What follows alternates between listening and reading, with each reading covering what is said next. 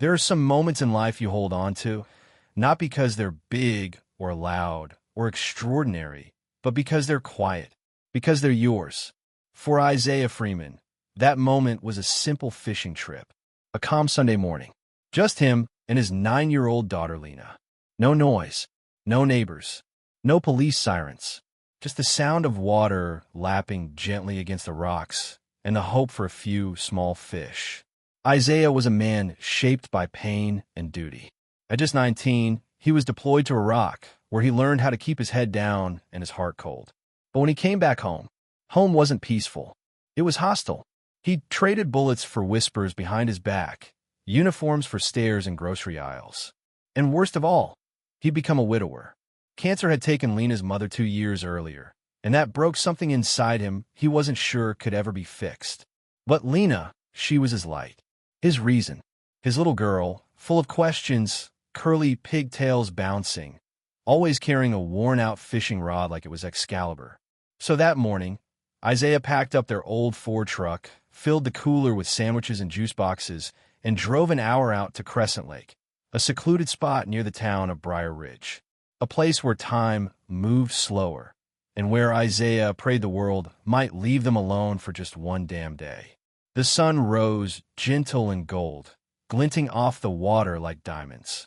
Birds chirped softly in the trees. Lena dangled her feet off the dock, kicking at the surface and asking if fish ever got cold. Isaiah laughed, a deep, warm sound, the kind of laugh that came from a place buried under grief and silence. For once, he felt peace. But in a town like Briar Ridge, peace is never promised, especially not to men like him. As the morning wore on, Isaiah began to notice the stillness wasn't comforting anymore. It was unnatural. There were no other families on the lake. No teens skipping stones. Just them. A truck had passed by earlier, slow, deliberate, windows down. A long pause as it crept along the gravel road. Inside, 2 white men. One driving, the other in the passenger's seat, staring with a smirk that didn't belong in daylight. It didn't wave. It didn't blink. Isaiah pretended not to notice. But Lena did. "Daddy, why were they looking at us like that?" He forced a smile. Maybe they've never seen someone catch this many fish before. But he knew. God, he knew. In small towns like this, black fathers didn't just go unnoticed. They were watched, judged, measured against the prejudice passed down like family recipes. And when you were a war vet, when you carried scars and tattoos, but had the audacity to love your child out loud in public, that made you dangerous, that made you a threat. Still, Isaiah stayed. He cast another line, baited another hook, laughed at Lena's jokes, tried to squeeze one more hour of peace out of a world that refused to give it freely. But deep down, something in his gut twisted, a quiet signal, like a landmine waiting to be stepped on. The birds weren't chirping anymore. The wind had stilled, and across the lake, that same truck had returned. Parked now, engine humming, just watching. Isaiah Freeman had faced worse. He'd stood in sandstorms with bullets hissing past his ear. He'd carried dying soldiers on his back through alleyways soaked in blood. He knew fear. He knew danger. But this was different. This wasn't war. This was home. And somehow, that made it worse. The truck across the lake didn't move. It just sat there, headlights off, windows cracked, the red and white paint job dusted with mud, a shotgun mounted in the rear window, glinting under the noon sun. Isaiah could see the driver now.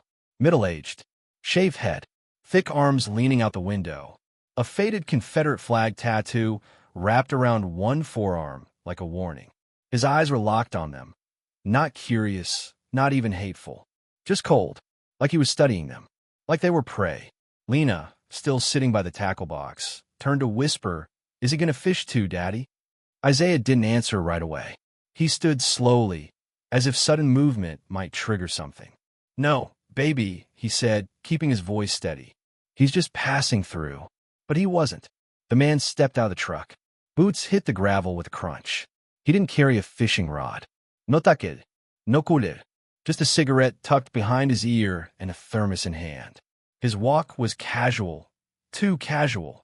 As he made his way down the incline toward the lake's edge, close enough now that Isaiah could see the faint smirk curled at the edge of his mouth. "Y'all from around here?" he asked, voice scratchy and low. Isaiah stayed calm. "No, sir. Just visiting. Fishing with my daughter." The man nodded slowly. His eyes never left Isaiah's face. "Didn't think so. Don't see too many folks like you out here." There it was. No mask. No pretense. Just straight-up venom-coated in southern politeness. Isaiah stepped slightly in front of Lena, not aggressively, just enough to shield her without drawing heat. "We're not bothering anyone," he said quietly. The man took a sip from his thermos.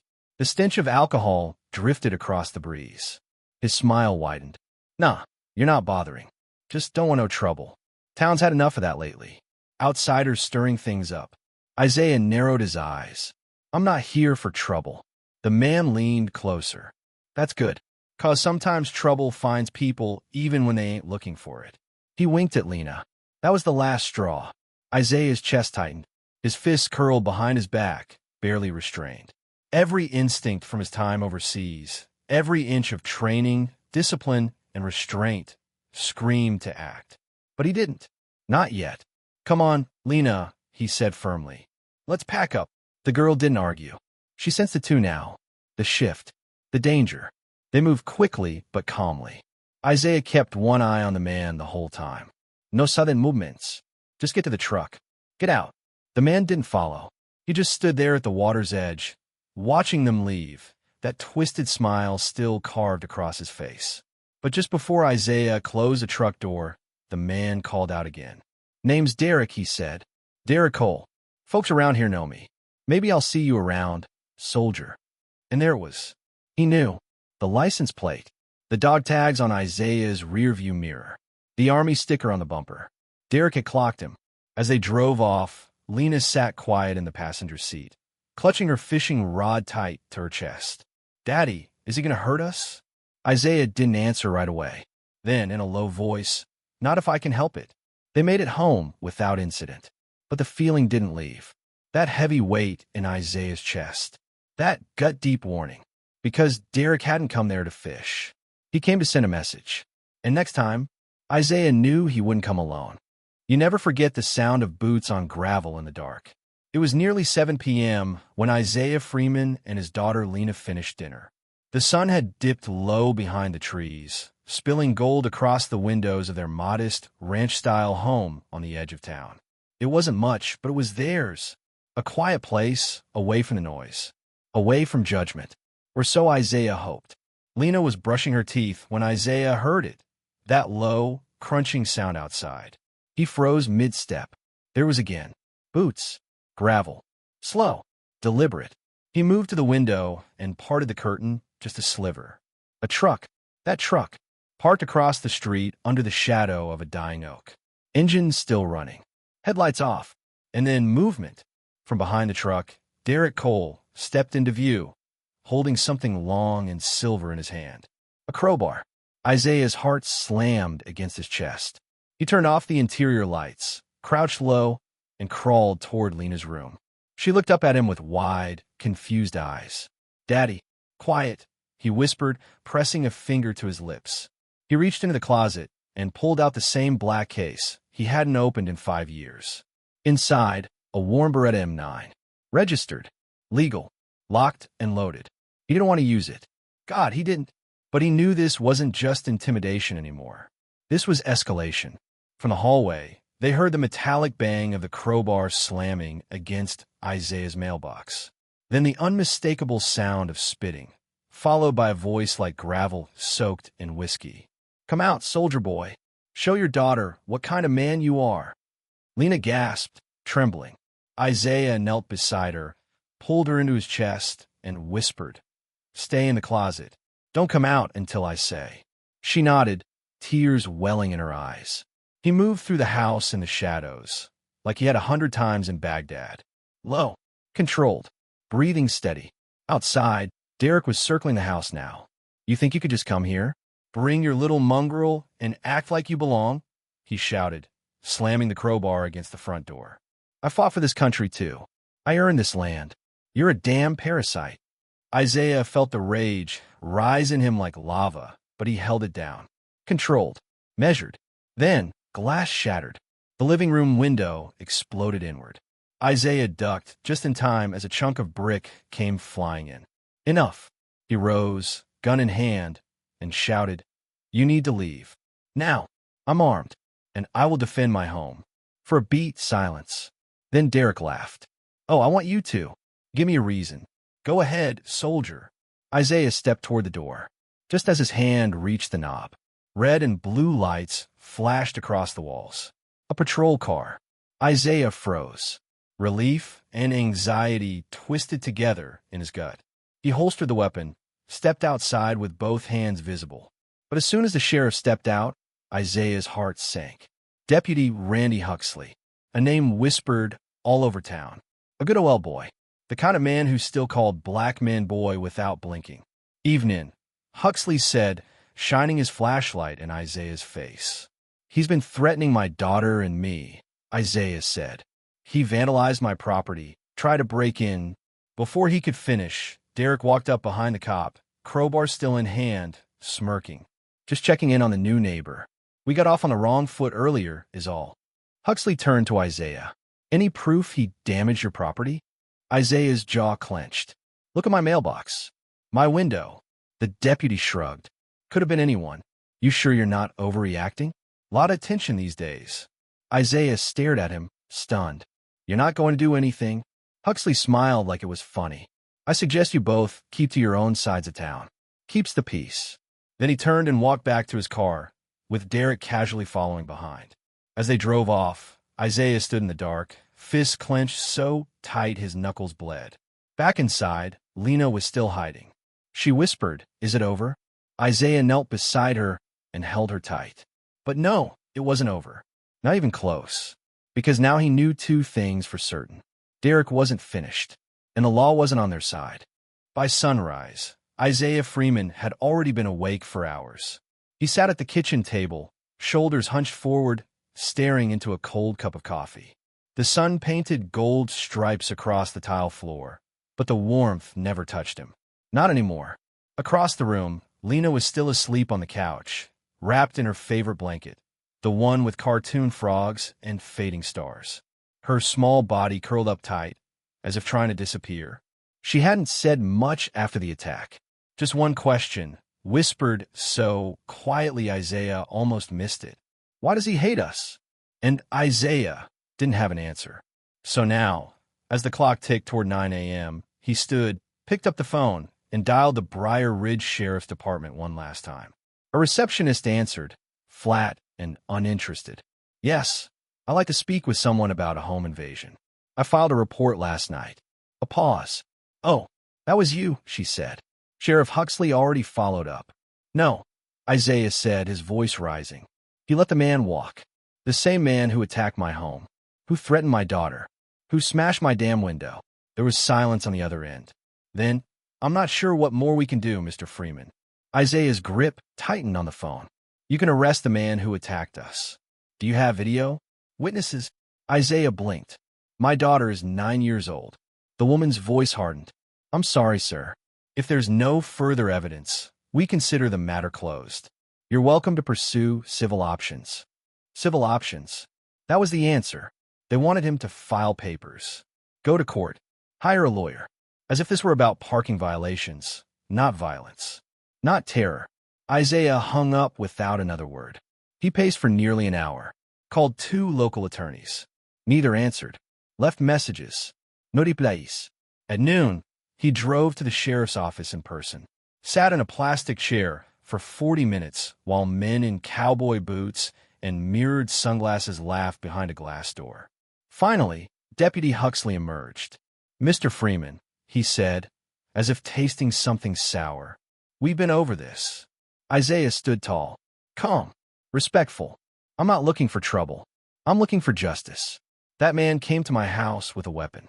I have broken glass, a destroyed mailbox, tire marks in my driveway. And my daughter, your daughter is lucky she wasn't hurt." Huxley interrupted. "You're not from around here. Maybe you don't understand how things work." Isaiah's voice lowered, trembling with fury. "I serve this country. I bled for it. Don't tell me I don't understand." Huxley smirked. Then you should understand how to follow the chain of command. Unless you want to find yourself on the other end of a report. And just like that, Isaiah knew. They weren't just ignoring it. They were protecting him. Derek. Because this wasn't about vandalism. This was about control. A message. Loud and clear. Stay in your place, boy. That night, Isaiah sat alone in his garage. The overhead light buzzed faintly above him. On the workbench sat an old wooden box. Dusty. Unopened for years. Inside, his military keepsakes. Medals. Photographs. Dog tags. And beneath them, a folder. He pulled it out. Inside were documents. Testimonies. Evidence. Old case files from a deployment in Fallujah. He flipped through them, his hands trembling. Because back then, too, there had been men like Derek, full of power, full of hate. And no matter how far away from war he thought he'd come, that evil followed him home. Suddenly, a faint noise outside. Tires on gravel. Not fast, not loud, just passing. He peeked through the blinds. Derek's truck. Again, slowing as it crept past Isaiah's home. No headlights, just shadow. The same cold smirk behind the wheel. And this time, he wasn't alone. A second figure sat in the passenger seat. Isaiah's stomach dropped. How many of them were there? How many more were watching? Laughing? Plotting? He stepped away from the window. Back inside the garage, he opened a drawer and pulled out a small black case. His Beretta. He loaded it, one bullet at a time. And then, for the first time in years, Isaiah sat down and began to write. A letter. Not to the sheriff. Not to Derek, but to his daughter. Because if the world had chosen to look the other way, then he would stop asking for justice and start becoming it. They always say the line between a man and a monster is paper thin. But what happens when the monsters are allowed to roam free and the good men are told to sit still? For 2 weeks, Isaiah Freeman tried to hold it together. He patched the window. He replaced the mailbox. He told Lena everything would be okay, even when the tension in his jaw said otherwise. He walked her to school every morning, hand in hand, eyes scanning every passing car like a soldier on patrol. He kept a bat by the front door, slept with one eye open, ate in silence. But Derek Cole never stopped. It started with the dead raccoon on the porch, throat slit, guts splayed open, blood smeared into the shape of a crude X. No note, no prints, just a warning. Then came the slashed tires. Twice in 1 week. Isaiah filed police reports. The officers shrugged. You got any proof it was him? Isaiah showed them the camera footage. Fuzzy, dark, but unmistakable. Derek's truck pulling up at 2:12 a.m. A figure stepping out, walking up the driveway. Still, they did nothing. Not clear enough for charges, the deputy said. Maybe you ought to consider moving. Start fresh. Move? Why should he be the one to run? This was his home, Lena's school, his life. Then came the final straw. It was 3:18 a.m. when Lena screamed. Isaiah burst from his bed, gun already in hand, his heart slamming like a war drum. He found her in the hallway, frozen in place, her finger trembling as she pointed toward the front door. The porch light was on, and on the glass, smeared in what looked like blood, was a single word. Run. Isaiah threw the door open, but the street was empty. No truck, no engine, just the wind and the faint rustle of trees whispering, "You're not safe here." He held Lena tight against his chest as she sobbed, her tiny frame shaking in his arms. She whispered, "I want to leave, Daddy. Please. I don't want to die." That night, Isaiah didn't sleep. He sat in the garage again, lights off, the Beretta on the workbench, staring at him like an old friend. Next to it was the letter he'd written to Lena. He picked it up, read it again, and then added one final line. "If they won't protect you, then I have to." The next morning, Isaiah told Lena he was going fishing alone. She looked up confused. "Without me?" He forced a smile. "Just this once? I'll be back before lunch." She nodded slowly, her eyes still wide with worry. He packed the truck quietly.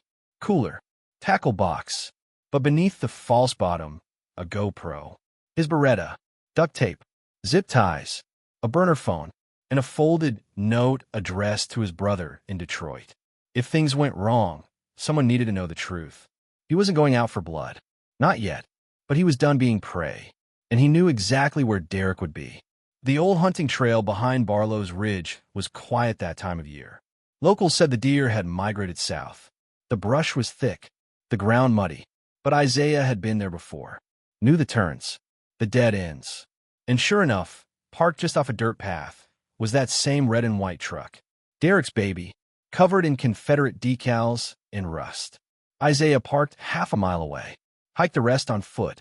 Slow, careful, no tracks, no noise. He spotted him through the trees. Derek was sitting on a fold-out chair, beer in hand, a scoped rifle resting across his lap. A fire pit smoldered nearby, empty cans scattered at his feet. Isaiah crouched low behind a boulder, heart pounding, not with fear, but with clarity. He pulled out the GoPro, pressed record. He was going to do this the right way. He wasn't here to murder.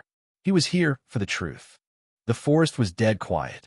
No bats, no wind, just the faint crackle of dying embers and the low grunt of a man who believed no one could touch him. Derek Cole sat there, drunk and smug, staring into the smoke like it whispered secrets just for him. He didn't know he was being watched. He didn't know he was moments away from facing the very man he tried to break. But Isaiah Freeman wasn't broken. He was ready. Isaiah stepped out of the trees with steady feet, both hands visible. One gripped the Beretta, held low but firm. The other? Empty. Open.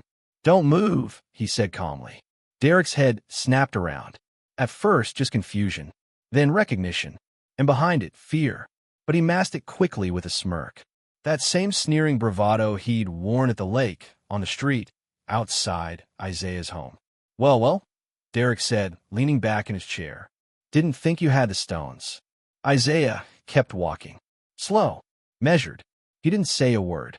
Just stopped 10 feet away, the gun still low, pointed at the ground.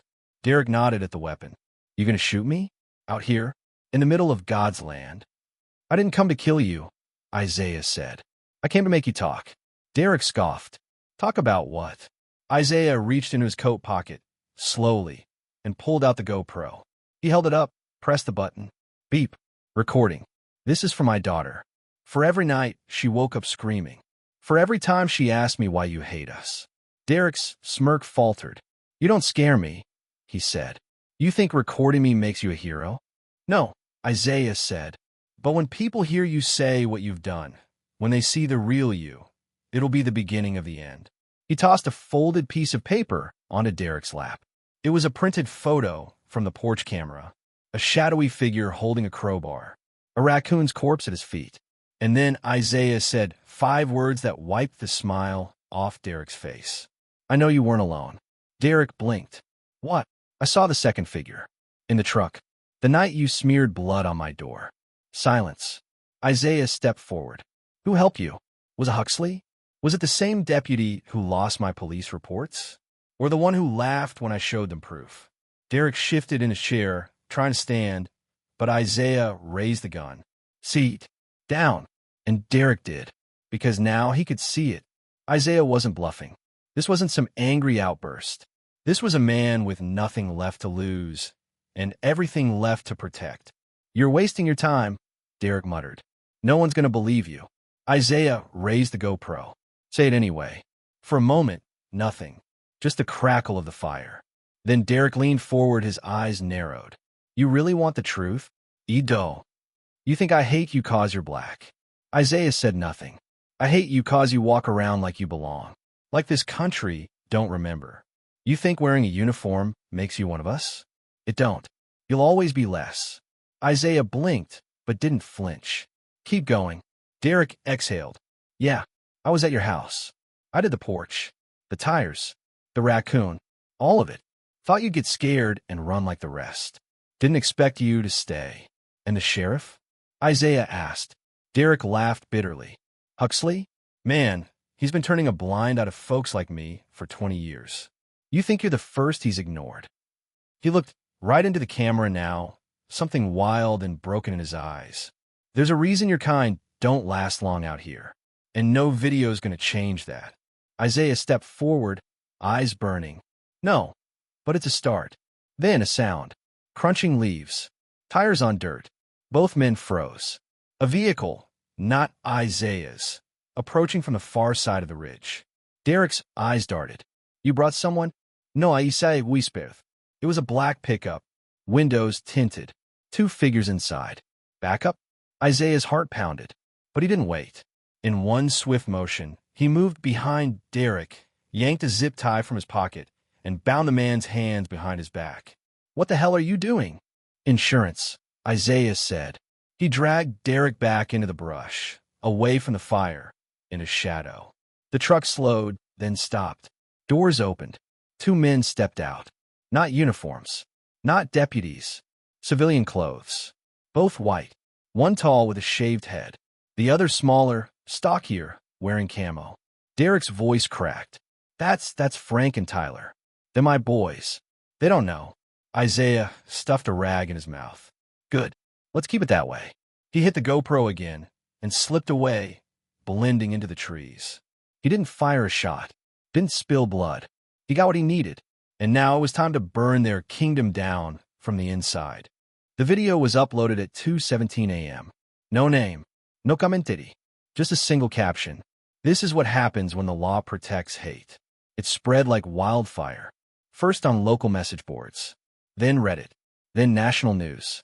People watched in disbelief as Derek Cole, shirt half torn, eyes wild, hands bound behind his back, stared into the camera and confessed to the attacks, the threats, the animals, the porch, the sheriff, everything. And behind the lens, a voice. Calm, controlled, relentless. It didn't say his name, but everyone knew. Isaiah Freeman. By sunrise, #JusticeForLena was trending. By noon, there were protesters outside the Briar Ridge Police Department. By 5 p.m., Sheriff Randy Huxley was suspended pending investigation. But Isaiah wasn't there to see it, because 3 hours after the video went live, a SWAT team surrounded his house. They found him sitting at the kitchen table, hands folded, weapon disassembled on the floor. Lena was already gone, safe with his brother in Detroit. He made sure of that. As they cuffed him, one officer whispered, "You're lucky you didn't kill him." Isaiah said nothing, because he hadn't needed to. The truth had done the damage. And truth, real truth, leaves scars no bullet ever could. The courtroom was packed. Cameras, reporters, angry faces, supporters holding signs outside the courthouse gates. Freeman isn't a criminal. He's a father. We protect our kids when the system won't. Inside, Isaiah sat motionless as the charges were read. Unlawful possession of a firearm, assault with intent, kidnapping, armed intimidation. And yet, when the video was played, even the judge sat in silence. Even the prosecutor shifted in his seat, because what Isaiah had done, though illegal, was undeniably righteous. In the end, the jury couldn't ignore the facts. Derek had escaped criminal charges for weeks. The police had ignored Isaiah's pleas. The system had mocked him. Isaiah was found guilty on reduced charges, unlawful detainment, and weapons violations. He was sentenced to 18 months, not a day longer, because in the eyes of the public, he had already paid a heavier price. Lena visited him every Sunday. She never missed a single week. She brought drawings, school photos, letters. Sometimes she just sat and held his hand, her head resting on his arm. She never asked why he did it, because she already knew. He wasn't a man who broke the law. He was a man who broke the silence. And when Isaiah walked out of prison 14 months later, there were people waiting. Journalists, supporters, activists. They held banners that read, "Welcome home, soldier." He didn't say much, just smiled at Lena, now 11, taller, stronger, still holding that same fishing rod from 2 years ago. "Still want to go fishing?" he asked. She nodded, and together they drove to a different lake. Not because they were afraid, but because they had learned some places aren't worth returning to. Some battles, once fought, should never be relived. They say justice is blind, but Isaiah Freeman learned the truth. Justice isn't blind. It just looks the other way until someone forces it to open its eyes. And sometimes it takes a father with nothing left to lose to remind the world that silence is not peace. that survival is not freedom, and that some lines, when crossed, should never go unanswered.